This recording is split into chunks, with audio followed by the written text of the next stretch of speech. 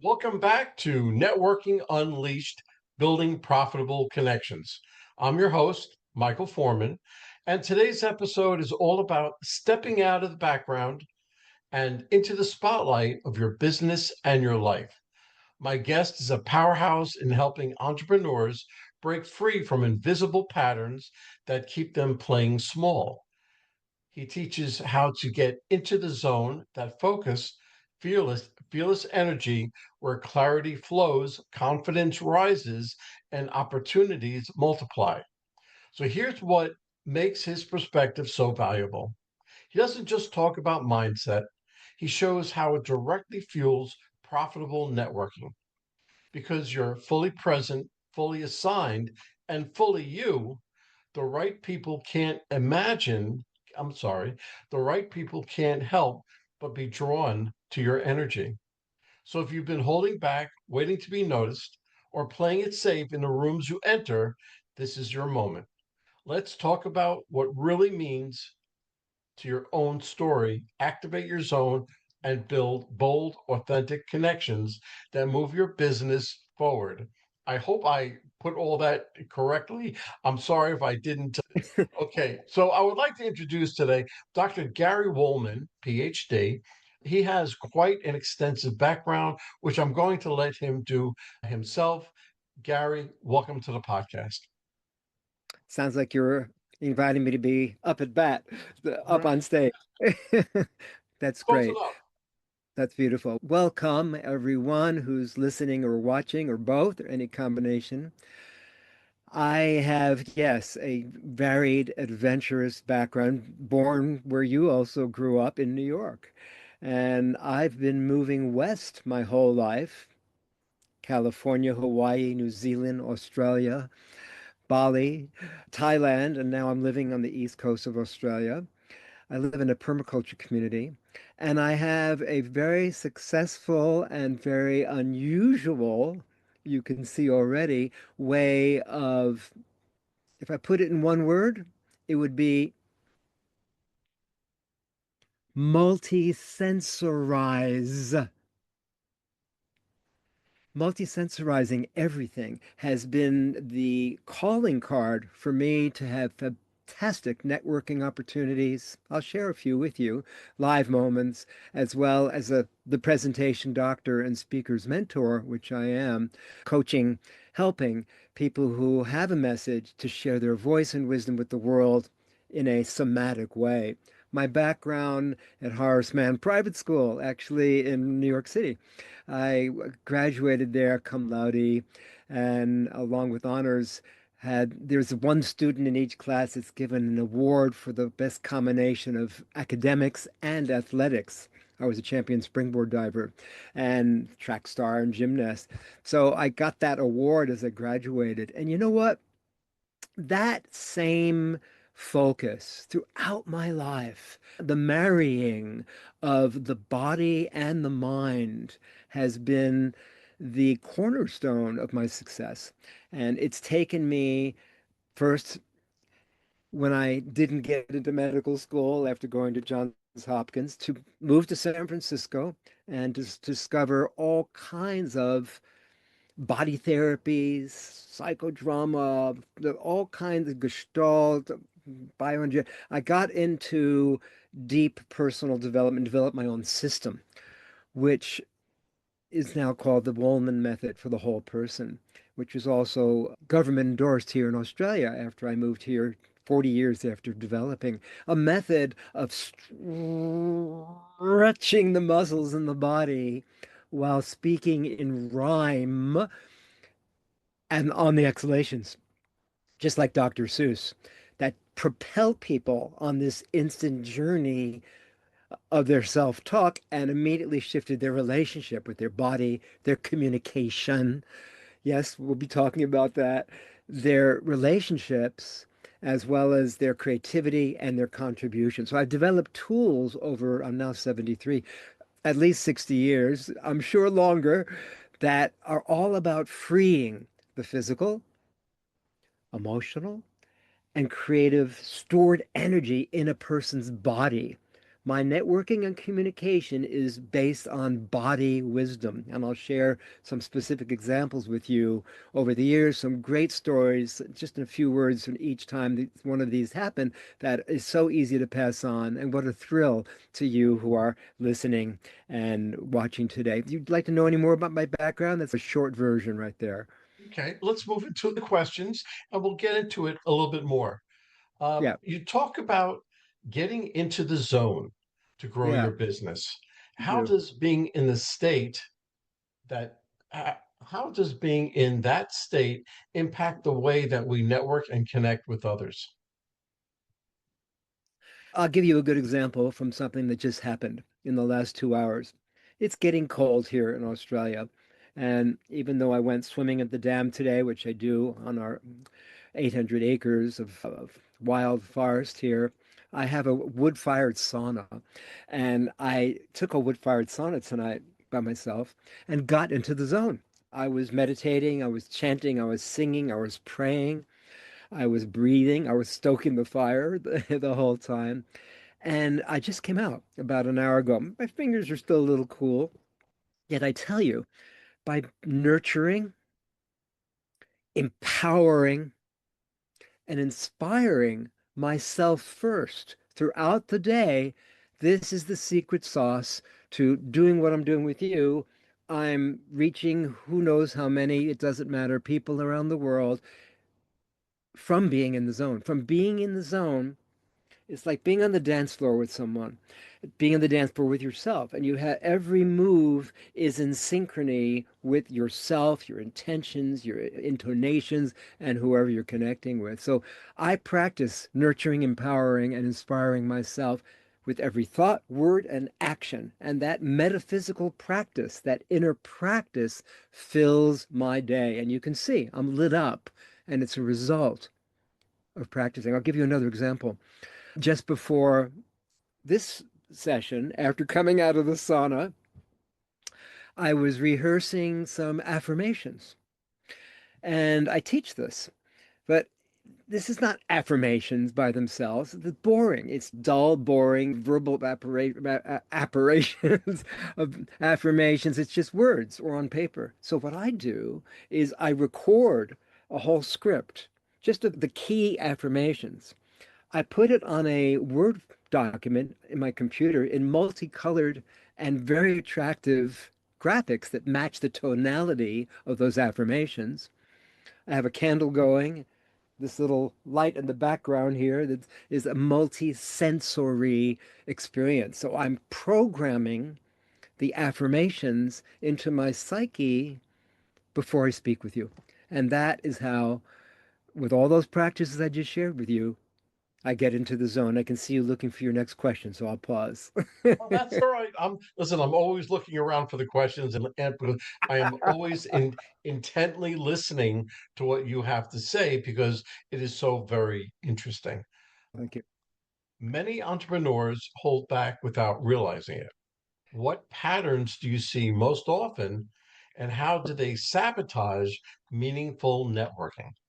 Yeah, I can own that rather than point the finger. I've been there. I've been there. I've overdone that. I grew up with a very strong parents and helped me be very successful as I turned out to be.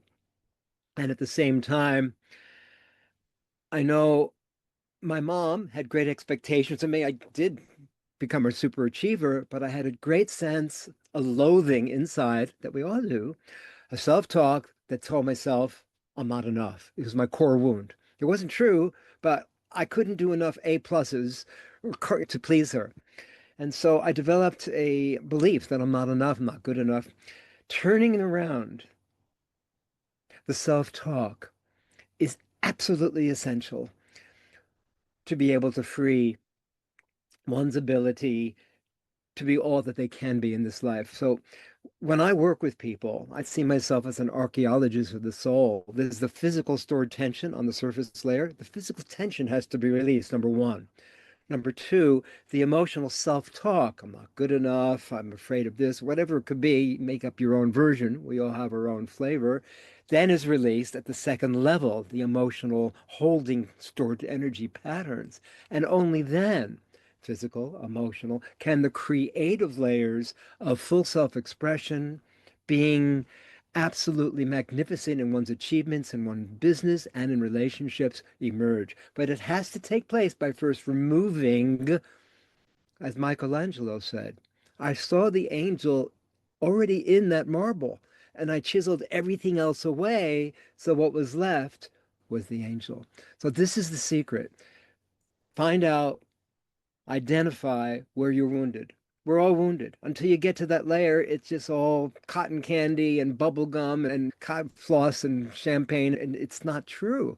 Once you can come to an event where you felt held back and see the decision you made around it, one thing I recommend you do, an exercise I've developed that I often do this online with people, take that pain, that false persona, that belief that you're not enough, and do something like this. This is what I do.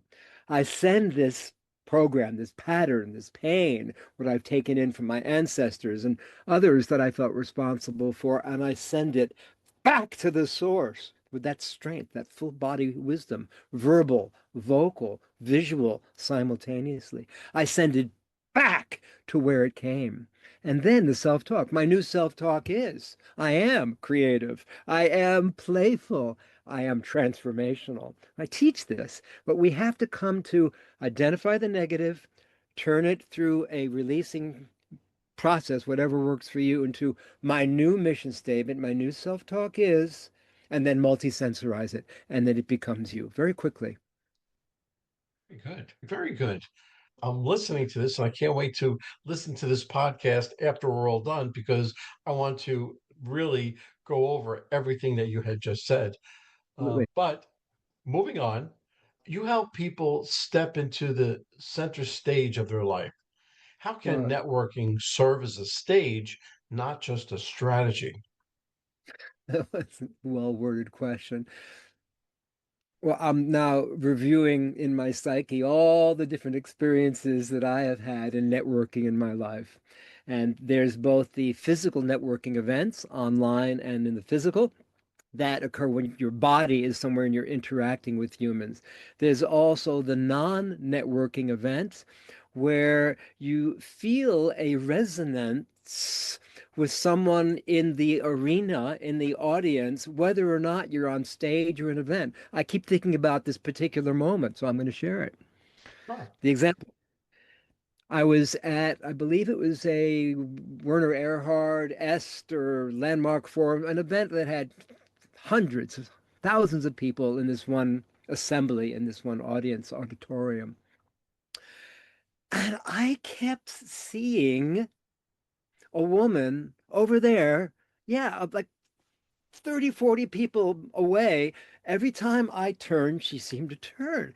Every time I looked at her, I don't know what it was that was magnetizing me to her presence, her energy, her vibration, her signature, her clothes, whatever it was. And I do this. I've got married and things like this from following my intuition. So I'm going to tell you how I follow my intuition in this instance. So I walk up to this person and I told her, but to be honest with you, I saw you from across the room. I don't know who you are or what we have to speak about, but I felt drawn to you. And a matter of fact, then I bring in the physical. Every time I look towards you, you seem to turn towards me. Now, I'm either making that up or let's find out. My name is, I'm a presentation coach, body therapist, and she wound up being one of my best clients. She was a lawyer, and for 3 or 4, 5, 6, 10 months, she was a fantastic client of mine. And it was a great experience. Trusting intuition and following through reaps great rewards. And that's one of my networking experiences. The principle is feel the energy, feel where you're drawn, notice if you're uplifted by that experience of who you're looking at. Forget the agenda, forget the lines, forget what to say. Be honest. I'll give you another example, okay? This is not networking. This is how I met one of the wives that I was married to. I'm now very happy with myself. All oneness, aloneness, new relationship with that. So I was driving my bicycle, my push bike here in Australia. Where was I? I was north of Brisbane, living there at the time. I was riding my bicycle on this park near the ocean. And a woman smiles at me. She has two dogs. She's walking two dogs. She gives me this huge smile. I keep thinking about it. I'm riding my bicycle. It's maybe 30, 40 seconds now. Gary, turn around. You don't know what you might have missed. Seize the moment. Follow your intuition and tell the truth.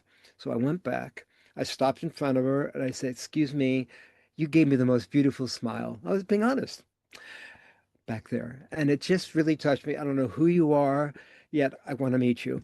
We were married 16 weeks later. So following your intuition is a physical experience where the energy gets uplifted when you have a particular thought, whether it's in a networking meeting or out in a park or in a large audience. You have another question. I can feel it. Well, what I'm gathering is you have to be your authentic self. Well, Authenticity yeah, speaks volumes. it does. I used to, when I was a teenager and I was growing up in White Plains, New York, I went to a private high school that was all boys, and I felt awkward with girls. Not even though I wound up having many relationships and four marriages, etc., but that's another story.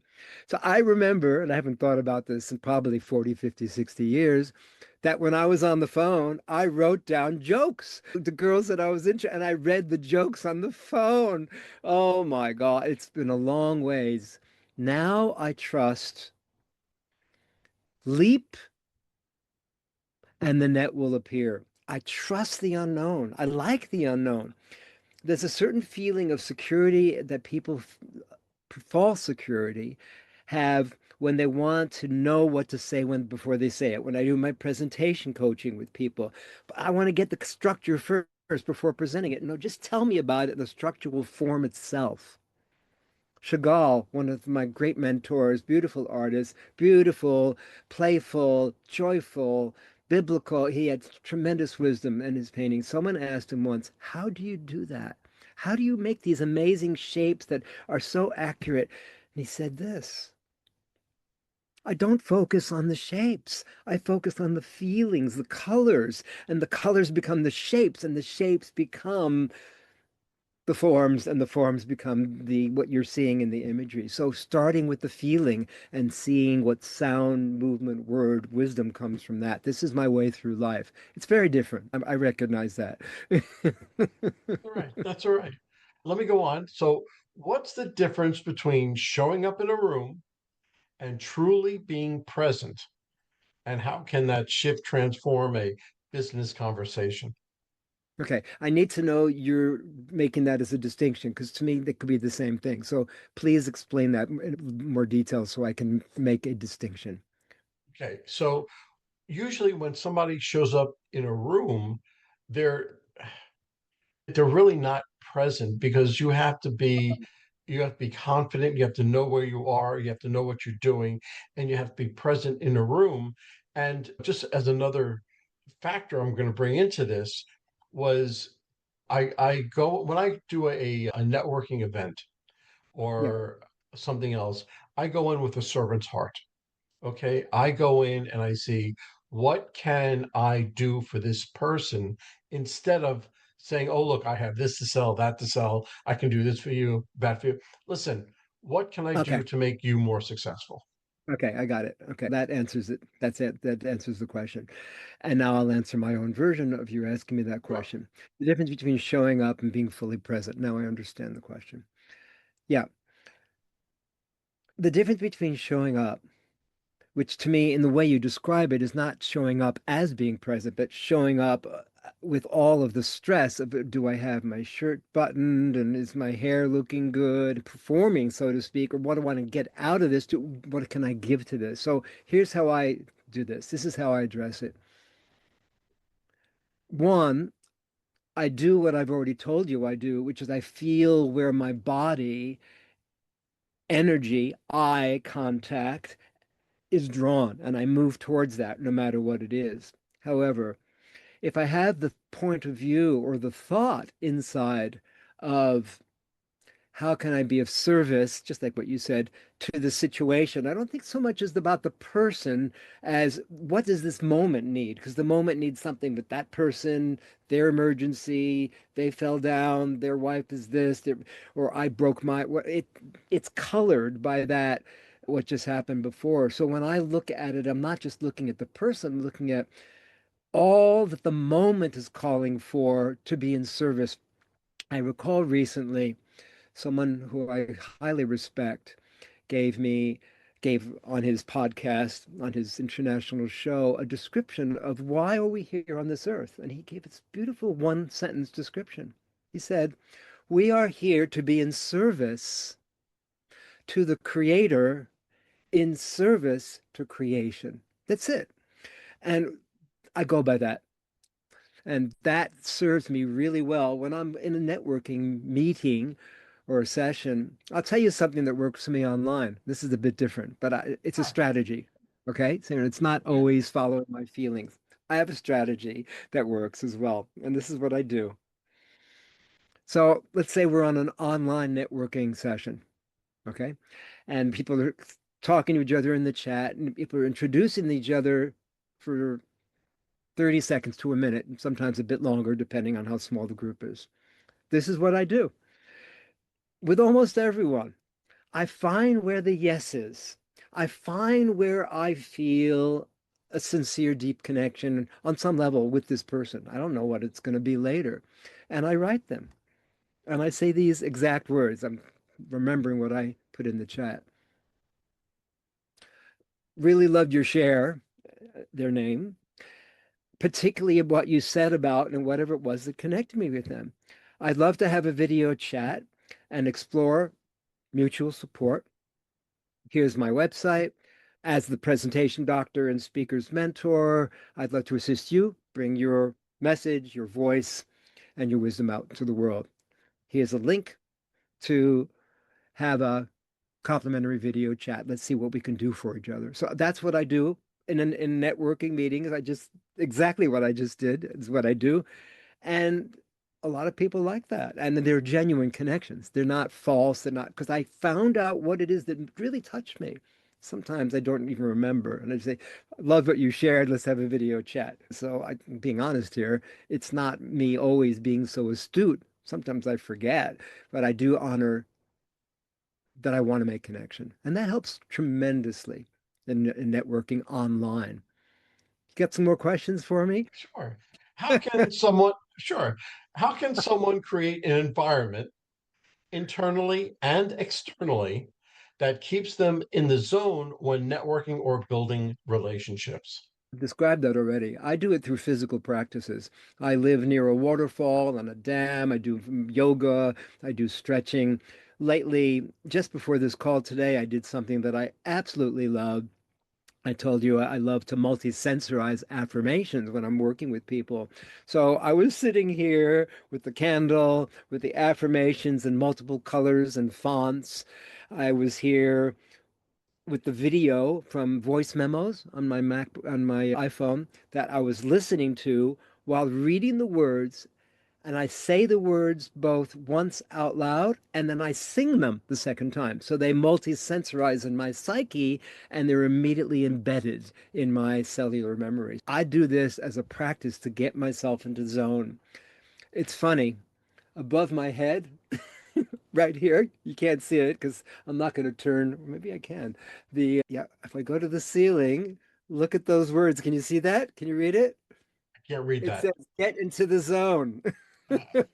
It's above my head. It's Right. always above my head. So to me, it's a moment to moment practice, Okay. joyful discipline. Okay, good. We're getting to the end, but a lot of people hide behind their brand or their pitch. What's the Mm. first step towards showing up as your full self in a business relationship? Remove the script, go through the skid, be willing to explore the unknown, watch the mystery. And you look at it this way, boats are not meant to be stuck in the harbor. They're meant to be out into the open sea, or at least charting a course somewhere from one place to another. So if you hold on to what's familiar, it's just gonna have dull, monotonous, plain vanilla, ordinary responses. However, if you challenge yourself to go, I trust being in the unknown. I trust whatever shows up in my interaction with this other human, that I can find the yes. I can find what delights me, inspires me, nurtures me, empowers me. And there is a solid connection between one human and another. From that, it may not go anywhere, yet I'll tell you, it's more likely to than focusing on a script. If you have a script or something that you say or brand, it can be, even when I teach people about public speaking, the PowerPoint can be a hiding place because you're reading it rather than connecting with the human in front of you. Also, using gestures to make pictures of what you're saying will take you out of you being a talking head so you're not stuck in your brand or who you think you have to identify with because you think that's what people want. They want your humanity, your tenderness, your sharing, your caring as strength, your vulnerability as strength. And this is what we're here all to learn and practice. Outstanding. Outstanding. Okay, let's bring this podcast full circle. Beautiful. And looking ahead, what's one powerful mindset or practice you believe every entrepreneur should adopt to create more meaningful, profitable connections? The first word that came in my mind when my energy lifted up was the following affirmation: to say this to yourself, to write it down, to sing it, to dance it, to paint it. Simple message. It's an affirmation. And the words are,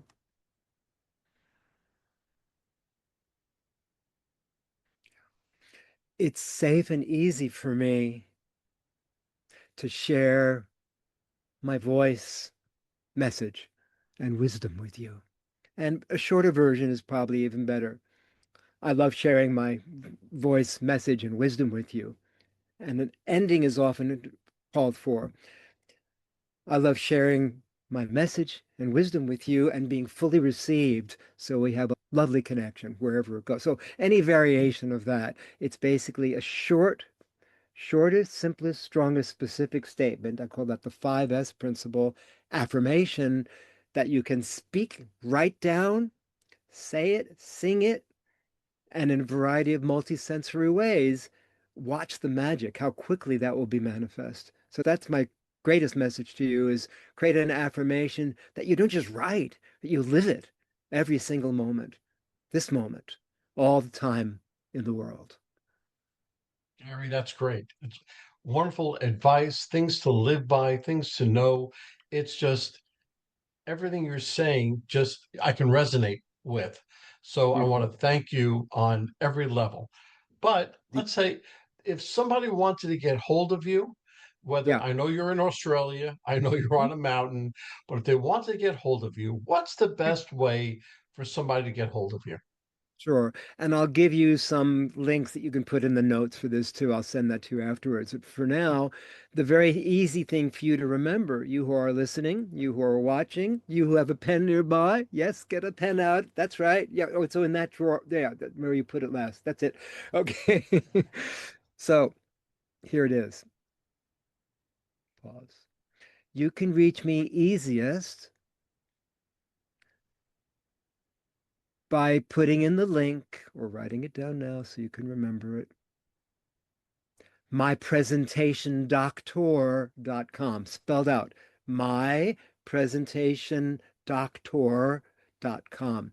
That has everything. It has links, videos, keynote presentations, inspirational videos, blogs, all kinds of ways that we can connect. And there's a way you can contact me. Happy to give you a 20-minute complimentary video chat to see how I can be of any support. So you build your business, effective, efficient networking, and fulfill your life purpose. That's what I'm here for. Gary, thank you so much for coming on the podcast.